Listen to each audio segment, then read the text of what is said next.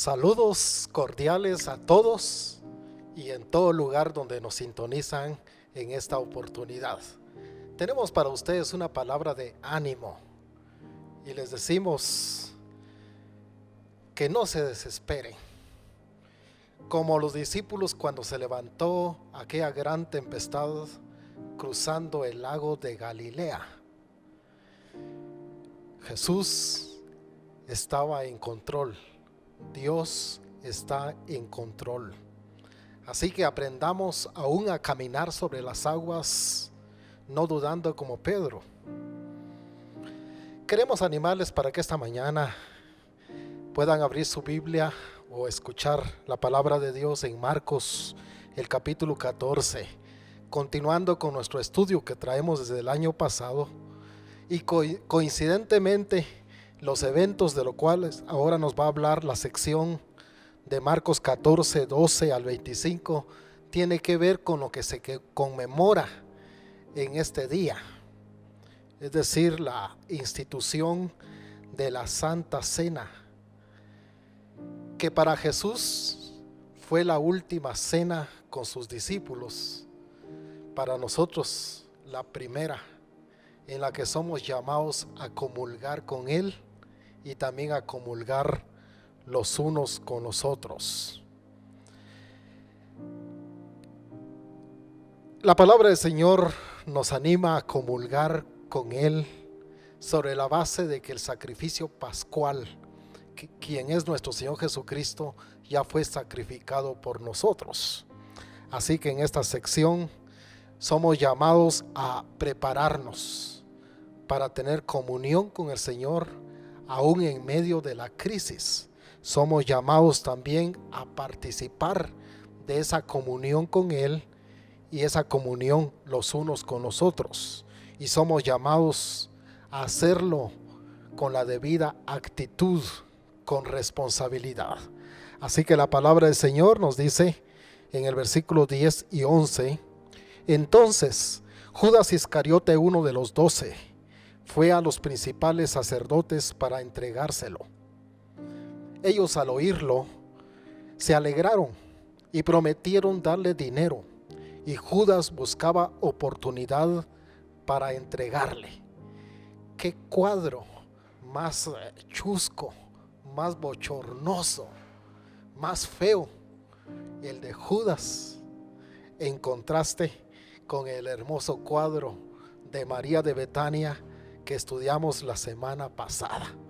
Mientras vemos a María de Betania en medio de la crisis, dando una ofrenda que fue buena, porque agradó al Señor, porque tuvo las características de la ofrenda que agrada al Señor, aquí aparece Judas, no con una actitud de dar para el maestro, sino con una actitud de atentar en contra del maestro, con una actitud de recibir en vez de dar.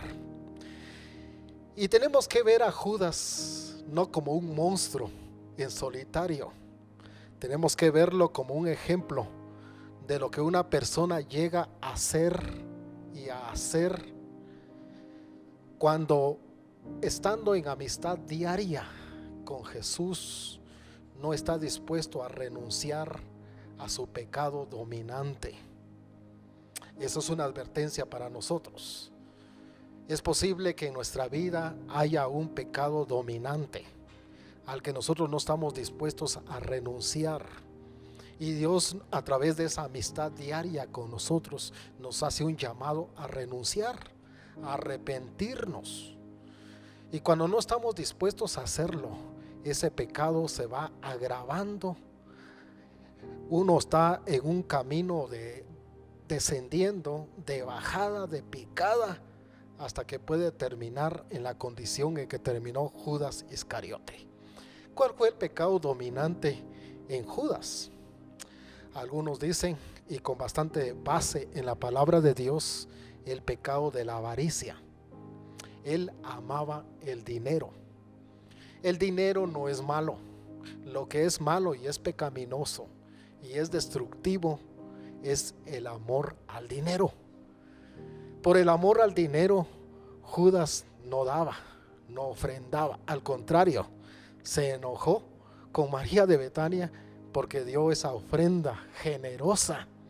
Él lo calificó como desperdicio, porque era avaro. Él solo pensaba en acumular para sí mismo, y en su avaricia ahora lo encontramos traicionando al Señor Jesucristo, en complot con Él, en un acto de hipocresía. ¿Por qué decimos de hipocresía? Porque estando de frente, Él mostraba ser un discípulo leal, pero por la espalda estaba con la daga contra el maestro. Ese acto es un acto de hipocresía. De la avaricia había pasado a la hipocresía, de la hipocresía a la traición, de la traición a su autodestrucción. Porque cuando él dimensionó todo lo que había pasado, todo lo que estaba pasando, dice la Biblia que fue y se ahorcó. Una actitud autodestructiva. Siempre el pecado va a llevarnos en un camino de descenso donde podemos terminar en lo peor. Y lo peor en la eternidad es alejado de la presencia de Dios, sufriendo en el infierno de fuego. La palabra del Señor nos anima esta mañana, acá del versículo 12 al versículo 16, a que participemos de la mesa del Señor, y al hacerlo evitemos toda distracción. Es interesante que Jesús, cuando envía a sus discípulos para preparar el lugar donde va a celebrarse la última cena, pero para nosotros la primera cena, no les dice el lugar y tampoco les dice la persona, por una razón que la voy a decir después de leer el texto bíblico. El primer día de la fiesta de los panes sin levadura, cuando sacrificaban el cordero de la Pascua, sus discípulos le dijeron: ¿dónde quieres que vayamos a preparar para que comas la Pascua? Y envió 2 de sus discípulos y les dijo: id a la ciudad, y os saldrá al encuentro un hombre que lleva un cántaro de agua, seguidle. Y donde entrare, decid al señor de la casa: el maestro dice, ¿dónde está el aposento donde he de comer la Pascua con mis discípulos? Y él os mostrará un gran aposento alto, ya dispuesto. Preparad para nosotros allí. Fueron sus discípulos y entraron en la ciudad y hallaron como les había dicho, y prepararon la Pascua. La razón por la que él no dijo el lugar ni la persona, pero él sabía que había una persona y había un lugar que los discípulos iban a encontrar, es porque ahí estaba Judas Iscariote presente todavía. Y él no quería que Judas echara a andar su plan de arrestarlo antes de que él celebrara la mesa del Señor y antes de que él estuviera en el huerto de Getsemaní. Por esa razón no indicó la persona ni el lugar, porque no se quería ninguna distracción durante el momento de celebrar la comunión. Eso nos habla de que el momento que nosotros celebramos la comunión a través de la mesa del Señor debe ser un tiempo y debe ser un espacio de máxima concentración. No se puede distraernos, no se puede estar pensando en otra cosa, no se debe tomar la mesa de la comunión a la ligera. Tenemos que estar máximamente concentrados en el Señor y en la obra que Él hizo por nosotros. Este es un principio muy importante, pero hay otro principio. Debemos estar alertas a cualquier pecado secreto en el medio para poder denunciarlo, pero también debemos escudriñar nuestro corazón para que el Señor nos manifieste pecados ocultos que confesar a Él y poder participar de esa manera con máxima libertad y confianza y sin la situación de sufrir un juicio por causa de una participación indebida en la mesa del Señor. Por esa razón, había aquí un pecado secreto que los discípulos no conocían. Pero Jesús, siendo Dios, que todo lo sabe, todo lo conoce, sabía de ese pecado secreto de Judas y lo denuncia ante los demás discípulos. El texto bíblico nos dice en versículo 17 que cuando llegó la noche, vino él con los 12, y cuando se sentaron a la mesa, mientras comían, dijo Jesús: de cierto os digo que uno de vosotros que come conmigo me va a entregar. Entonces ellos comenzaron a entristecerse y a decirse uno por uno: ¿seré yo?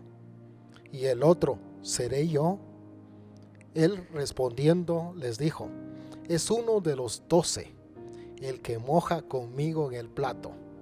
A la verdad, el Hijo del Hombre va, según está escrito de él, mas ay de aquel hombre por quien el Hijo del Hombre es entregado. Bueno le fuera a ese hombre no haber nacido. Jesús denuncia el pecado secreto que está dentro del medio. Es una obligación que en la comunión nosotros también, si sabemos de algo, de alguien, debemos orar y buscar el momento de hacer la debida denuncia, porque la falta de santidad afecta la comunión dentro del cuerpo de Cristo, afecta la salud espiritual del cuerpo de Cristo. Pero antes tenemos que escudriñar nuestro propio corazón para hacer confesión al Señor, arrepentirnos y así participar de la mesa del Señor. Los versículos 22 en adelante nos habla también de otro principio. Debemos fijar nuestra mente en la muerte sacrificial de Cristo y renovar nuestra dedicación a Él. La Biblia nos dice acá que mientras comían, Jesús tomó pan y bendijo y lo partió y les dio diciendo: tomad, esto es mi cuerpo. Y tomando la copa y habiendo dado gracias, les dio, y bebieron de ella todos. Cuando participamos de la mesa de la comunión, y quizá en este tiempo, cuando los templos están vacíos y cada uno estamos confinados en nuestra propia casa, estamos extrañando no solamente la congregación, sino estamos extrañando también la mesa del Señor. Y de alguna manera, si esto se prolonga de manera virtual, vamos a tener que celebrar la mesa del Señor en grupo cerrado. Vamos a dar indicaciones cómo hacerlo posteriormente si esto se prolonga. Pero sí, la mesa del Señor es un tiempo para pensar en el sacrificial de nuestro Señor Jesucristo, pensar en su cuerpo. En esta fecha pensamos cómo el cuerpo de nuestro Señor Jesucristo fue azotado, terriblemente azotado, su frente y cabeza lastimada con una corona de espinas, que al darle golpes las espinas se ensartaban dentro de su cabeza. Su cuerpo fue traspasado, sus manos y sus pies horadados. El cuerpo de Cristo, sacrificio sacrificial por usted y por mí, debe darnos gratitud. Pero también al que no ha conocido al Señor Jesús, debe darle esto como un llamamiento a abrir su corazón a Jesús y ser parte del cuerpo de Cristo. Su sangre, la copa, la sangre derramada de nuestro Señor Jesucristo. Hay que pensar en ese sacrificio en el momento que participamos de la mesa del Señor. Ahora el versículo 25 es un versículo que debería de consolarnos en medio de la crisis, porque nos da una visión nueva de la gloria venidera.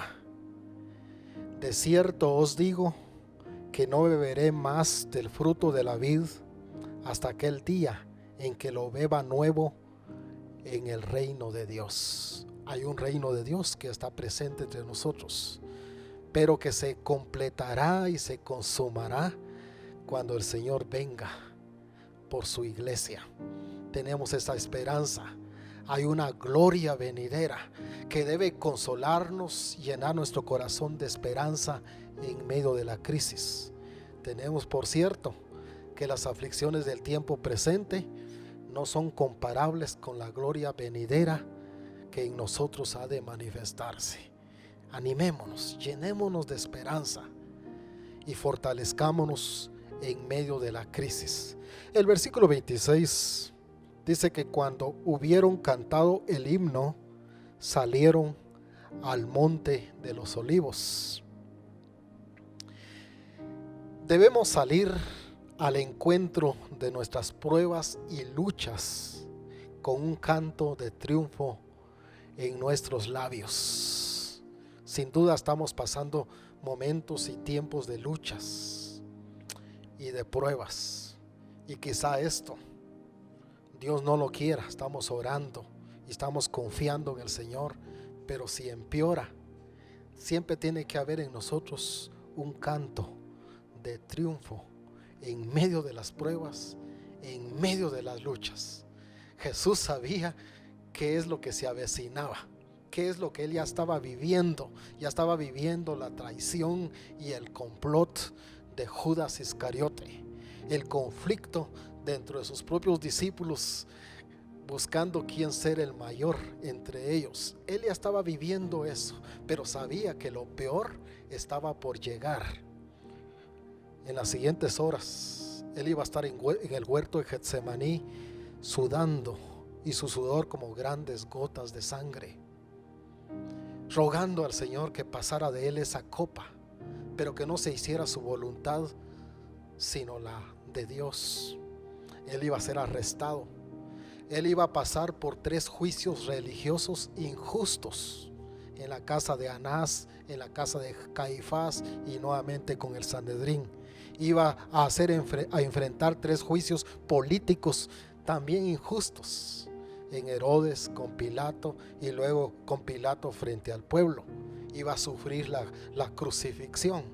Él sabía de esas luchas y esas pruebas, pero es interesante que aquí sale al monte de los olivos después de haber cantado el himno, con un canto de triunfo. En medio de las luchas y las pruebas, usted y yo debemos de cantar, así como Pablo y Silas en la cárcel en Filipos.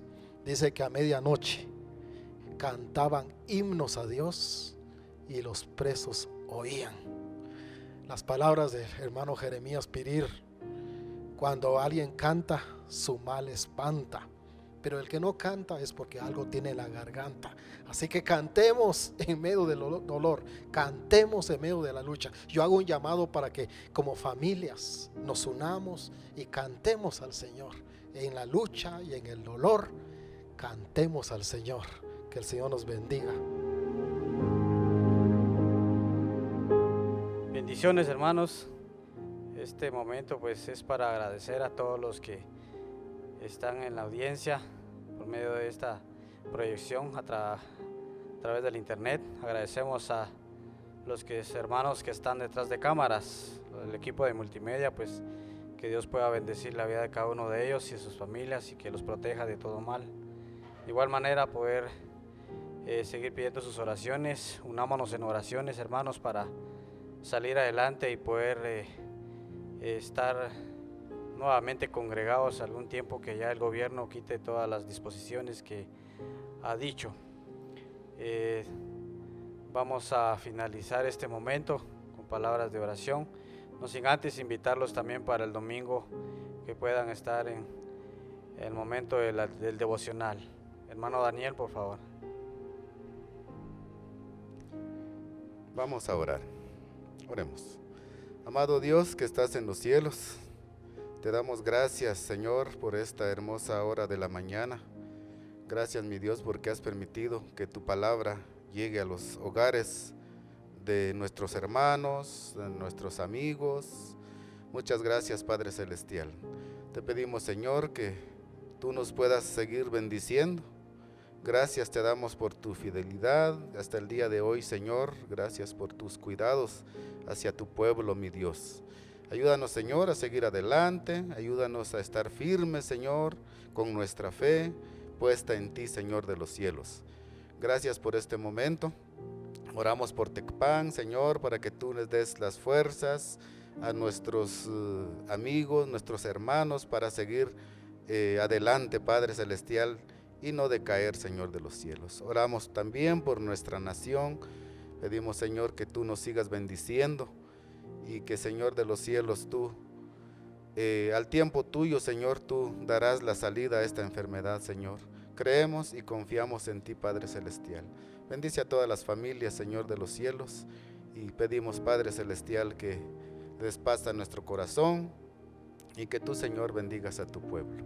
Gracias por este tiempo, mi Dios. En tus manos nos encomendamos, dándote gracia en el nombre de nuestro Señor y Salvador Jesucristo. Amén y amén. Gracias, Señor.